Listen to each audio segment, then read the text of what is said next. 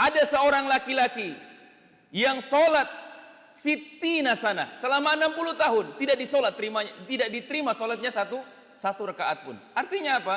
Ada di mana orang melakukan amal soleh tidak diterima oleh Allah Subhanahu wa taala. Salah satu alasannya tidak diterima oleh Allah Subhanahu wa taala adalah karena tidak berdasarkan ilmu. Maka inilah pentingnya ilmu. Kenapa Rasulullah meminta ilmu terlebih dahulu, baru rizki, baru amalan yang diterima. Jemaah kaum muslimin rahimani wa rahimakumullah.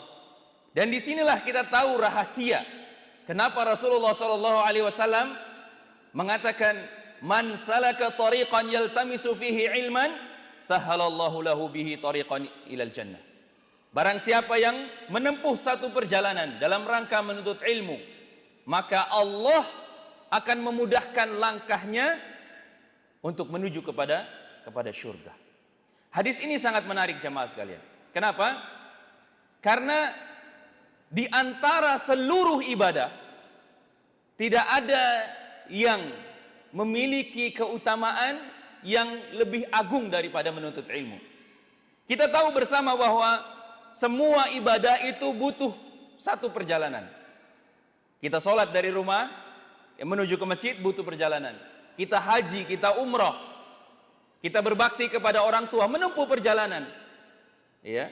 Tapi Rasulullah tidak pernah mengatakan barang siapa yang menempuh perjalanan dalam sholat, ya, kemudian akan dimudahkan untuk menuju surga. Tidak.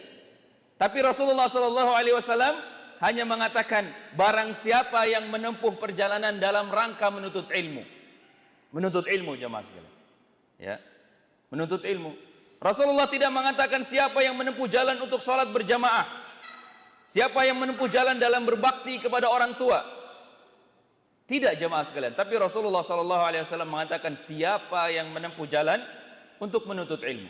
Kenapa hal itu dikhususkan pada menuntut ilmu jemaah sekalian? Karena kata para ulama, menuntut ilmu adalah jalan termudah atau jalan pintas menuju surga Allah Subhanahu wa taala. Karena dengan menuntut ilmu akan terbuka bagi kita cakrawala kebaikan-kebaikan sehingga kita bisa melaksanakannya. Dan juga kita dengan ilmu bisa mengetahui mana yang lebih diprioritaskan, mana yang seharusnya didahulukan, mana seharusnya yang disesuaikan dengan kondisi kita.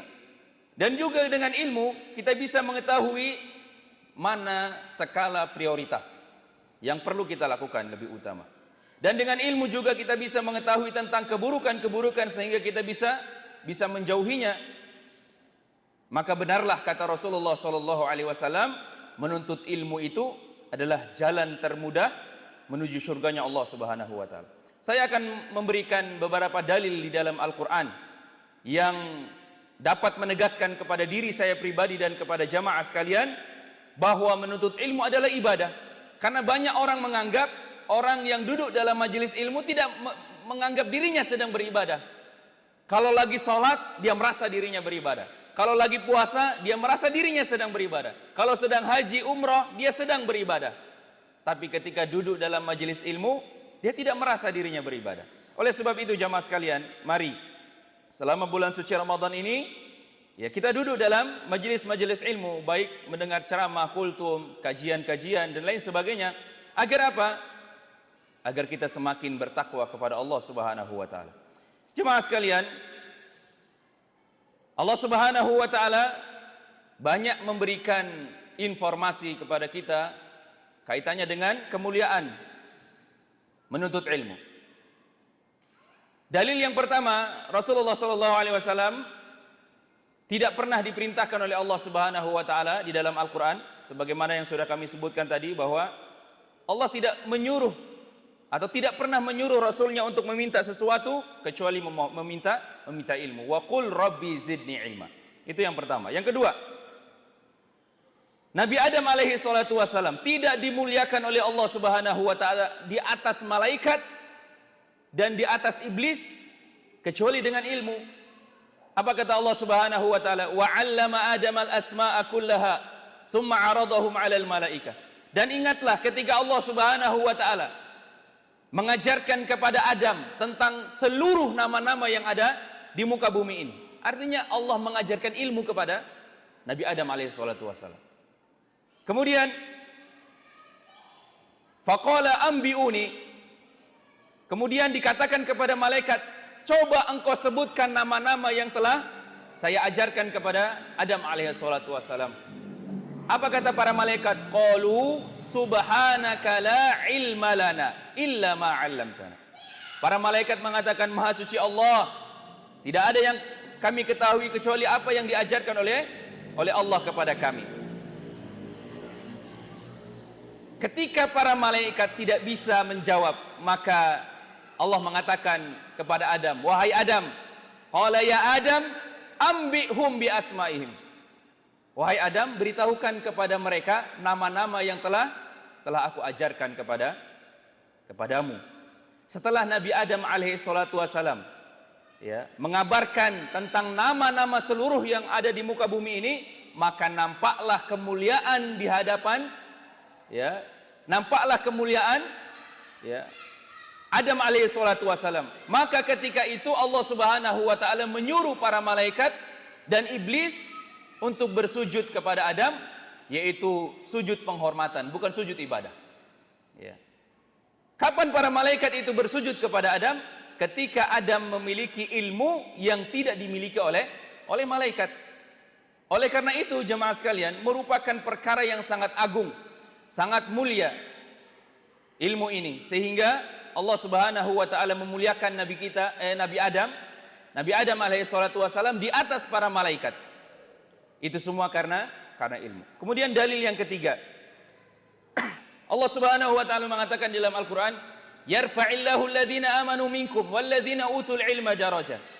Allah mengangkat derajat orang-orang yang beriman dan orang-orang yang berilmu dengan tingkatan beberapa derajat. Dari ayat ini jemaah sekalian, para ulama mengatakan orang-orang yang beriman Allah mengangkat derajatnya, dan orang-orang yang beriman plus berilmu Allah akan angkat derajatnya di atas orang yang hanya beriman saja. Makanya beda jemaah sekalian, orang yang berilmu dengan orang yang tidak berilmu. Kemudian dalil yang keempat jemaah sekalian, yang menunjukkan tentang keutamaan ilmu.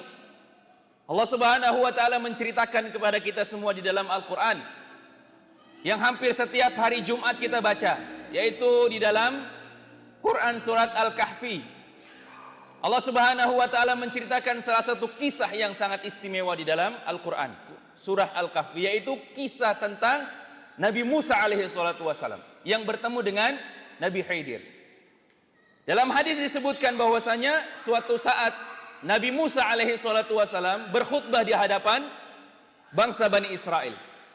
Karena Nabi Musa adalah diutus kepada bangsa Bani Israel. Beliau berdiri di hadapan bangsa Bani Israel dengan berkhutbah yang sangat indah, yang sangat memberikan kesan. Sampai-sampai ada seorang Bani Israel yang terkagum-kagum dan bertanya kepada Nabi Musa alaihi salatu wasalam, wahai Musa, apakah ada orang yang lebih berilmu dari engkau? Kemudian kata Nabi Musa alaihi salatu wasalam, tidak ada. Dan ketika Nabi Musa mengatakan tidak ada yang berilmu selain dia, bukan tujuannya sombong, karena dia menduga orang yang paling mengetahui agama di antara Bani Israel adalah dia, karena dia adalah seorang nabi. Maka akhirnya Allah Subhanahu wa taala menegur Nabi Musa alaihi salatu wasalam. Apa kata Allah Subhanahu wa taala? Wahai Musa, sesungguhnya ada orang yang lebih pintar daripada engkau. Seorang hamba yang bernama Khidir, maka pergilah engkau belajar kepada dia. Kemudian Nabi Musa alaihi salatu wasalam pergi menemui Nabi Khidir. Di dalam Al-Quran Allah mengatakan, wa idh qala Musa li fatahu la abrahu hatta ablugha majma'al bahrain aw amdiya huquba. Ketika Musa berkata kepada muridnya, yaitu Yusha bin Nun, la abrahu hatta ablugha majma'al bahrain, aku akan terus bersafar untuk mencari Nabi Khidir, untuk menuntut ilmu tentunya, sampai menemui dua pertemuan antara dua lautan. Karena Allah menyebutkan Nabi Khidir ada di situ. Au amdi huquba, atau kalau saya tidak menemukan Khidir, saya akan berjalan berpuluh-puluh tahun untuk mencari Khidir. Salah satu pertanyaan yang kita perlu jawab jamaah sekalian, kenapa Nabi Musa alaihi salatu wasalam begitu semangat mencari Nabi Khidir? Ya, tentunya karena dia ingin mencari sesuatu atau ingin mencari ilmu, sesuatu yang dia tidak ketahui. Padahal kata para ulama, ilmu yang akan dia cari itu tidak begitu penting dengan dakwah kepada Bani Israel. Karena Allah Subhanahu wa taala sudah mencukupkan ilmu kepada Nabi Musa untuk membimbing Bani Israel, untuk mengajarkan Bani Israel kepada keselamatan. Tapi Nabi Musa alaihi salatu wasalam tetap untuk mau menuntut ilmu. Kata beliau, au amdiya huquba. Kalaupun misalnya saya tidak ketemu dengan Nabi Khidir, saya akan terus mencarinya meskipun harus berpuluh-puluh tahun. Artinya jemaah sekalian, Nabi Musa alaihissalatu wassalam begitu semangat di dalam menuntut ilmu. Ya. Meskipun ilmu yang dia tempuh itu tidak terlalu urgen bagi umatnya. Kata para ulama, orang yang pertama kali atau contoh orang yang bersabar menempuh salah satu perjalanan dalam rangka menuntut ilmu adalah Nabi Musa alaihissalatu wassalam. Nabi Musa adalah contoh orang yang semangat dalam menempuh perjalanan untuk menuntut ilmu. Kemudian yang terakhir jemaah sekalian, dalil yang kelima dari Al-Quran. Sebenarnya banyak ya dalil-dalil di antara keutamaan menuntut ilmu, tapi kami ringkas. Yang kelima, dalil dari Al-Quran bahwa Allah Subhanahu wa ta'ala menamai atau menyebut tentang keutamaan ilmu di dalam Al-Quran, menyebut sebagai jihad. Sebagaimana Allah Subhanahu wa ta'ala berfirman di dalam Quran surat Al-Furqan, Allah mengatakan, wajahidhum bihi jihadan kabira. Dan berjihadlah engkau wahai Muhammad melawan orang-orang musyrikin, melawan orang-orang kafir. Ya, ketika itu melawan Abu Jahal dan teman-temannya, Abu Lahab dan yang lainnya. Bihi, kata Allah, ai bil Quran, ya, atau dengan ilmu. Perangilah mereka dengan Al-Quran, perangilah mereka dengan ilmu. Lawan mereka dengan ilmu pengetahuan. Jihadan kabira, dengan jihad yang besar. Ternyata jamaah sekalian, dakwah dengan ilmu, membantah pernyataan Abu Jahal dan teman-temannya dengan Al-Quran, Allah menyamakan dengan jihad. Ya, jihad yang sangat besar. Karena ayat ini, jamaah sekalian, Quran surat Al-Furqan ini merupakan ayat Makkiyah. Dan kita tahu bersama ayat Makkiyah itu artinya ayat yang turun sebelum Rasulullah SAW berhijrah ke Madinah. Dan Allah tidak pernah menurunkan syariat berjihad sebelum Rasulullah SAW berada di Madinah. Artinya apa? Artinya bahwa yang dimaksud jihad di sini bukan jihad dengan pedang, tapi jihad dengan Quran. Makanya disebutkan wajahidhum bihi, berjihadlah bihi di sini maksudnya Al-Quran. Ya. Jemaah sekalian, ternyata dakwah dengan Al-Quran, berdalil dengan Al-Quran disebutkan oleh Allah Subhanahu wa ta'ala dengan jihad yang besar. Demikian juga kami ingin mengatakan atau menggambarkan kepada jemaah sekalian bahwasanya menuntut ilmu itu adalah ibadah yang agung. Saking agungnya ibadah ini, sampai-sampai Allah Subhanahu wa ta'ala menyebutkan tentang menyamakan antara menuntut ilmu itu dengan berjihad, bahkan jihad yang sangat besar. Dan Allah mengatakan di dalam Al-Quran, ya ayuhan nabiyyu jahidil kuffar wal munafiqin. Wahai Nabi, berjihadlah engkau melawan orang-orang kafir dan berjihadlah kepada orang-orang munafik. Kita tahu bahwasanya di dalam syariat Islam ini orang-orang munafik tidak boleh diperangi, ya, tidak boleh dibunuh. Karena meskipun mereka adalah orang-orang yang ingkar terhadap agama ini, bahkan mungkin keluar daripada agama ini, tapi statusnya atau KTP-nya itu, identitasnya itu adalah orang Islam. Dia masih Islam. Dan selama dia Islam itu, dia tidak boleh diperangi, tidak boleh dibunuh. Hak-haknya masih dilindungi di dalam syariat. Namun Allah Subhanahu wa taala mengatakan di dalam ayat ini, ya ayuhan nabiyyu jahidil kufar wal munafiqin. Berjihadlah melawan orang-orang kafir dan orang-orang munafik. Dan yang dimaksud di sini adalah berjihad dengan ilmu, yaitu membantah syubhat mereka, membantah provokasi mereka, ya, dengan ilmu. Sehingga Allah Subhanahu wa taala menamakan perjuangan Nabi untuk membantah orang-orang munafik dengan jihad. Ya. Dan ini jemaah sekalian menekankan kepada kita bahwa berdakwah, menuntut ilmu, menyebarkan ilmu adalah jihad yang besar. Tentunya kalau disebutkan dengan jihad, berarti itu merupakan amalan yang pahalanya besar, memiliki keutamaan yang besar. Karena Allah Subhanahu wa taala menyebutkan menuntut ilmu itu adalah bagian daripada jihad.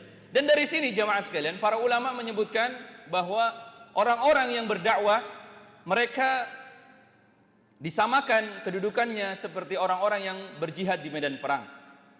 Oleh sebab itu mereka juga berhak mendapatkan boleh diberikan kepada mereka zakat.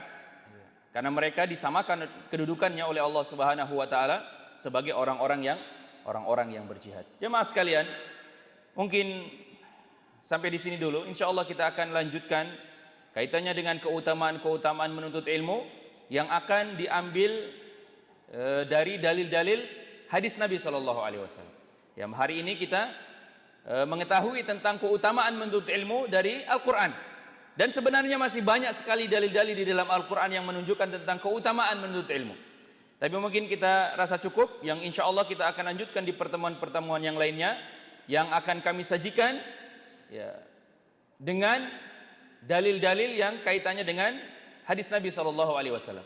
Jemaah sekalian, semoga Allah Subhanahu wa taala memberikan kepada kita keistiqomahan dan mendapatkan ampunan dari Allah Subhanahu wa taala di bulan suci Ramadan ini, dan kita keluar nantinya di bulan suci Ramadan dalam keadaan bersih, ya, diampuni dosa-dosa kita semua. Kita tutup pertemuan kita dengan membaca doa kafaratul majlis. Subhanakallahumma wa bihamdik, asyhadu an la ilaha illa anta, astaghfiruka wa atubu ilaik. Wa akhiru da'wana alhamdulillahirabbil alamin. Assalamualaikum warahmatullahi wabarakatuh.